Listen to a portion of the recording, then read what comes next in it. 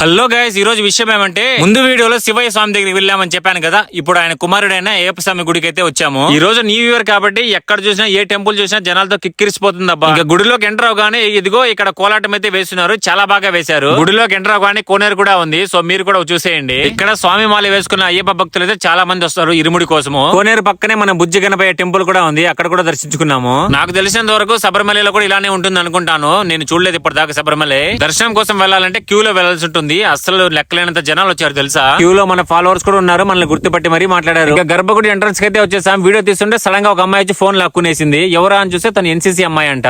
ఇక్కడ ఫోన్లు కెమెరాలలో లేదని చెప్పి మళ్ళీ మన ఫోన్ మనకి ఇచ్చేసింది. అలా స్వామివారి దర్శనం చేసుకుని బయటకి అయితే వచ్చేసాము. అలా బయటకు వచ్చేసాక మా ఫ్యామిలీ షాపింగ్ చేసుకుంటుంది. నేను ఇంకో పక్క వెళ్లి మసాలా బురుగులు తింటున్నాను ఆకలేసి. చాలా బాగా హంగామా ఉంది ఇక్కడ ఎక్కడ చూసినా. మీలో ఎంతమంది పానీపూరి లవర్స్ ఉన్నారో కామెంట్ చేయండి. ఈ మధ్య హెడ్ ఫోన్స్ లా ఉన్నాయి, ఇవి భలేగా ట్రెండ్ అవుతున్నాయి ఇన్స్టాలో. సో ఎలాగో మనము వచ్చాం, మనం ఒకసారి ట్రై చేద్దామని ఇదిగో ట్రైల్ చేశాను.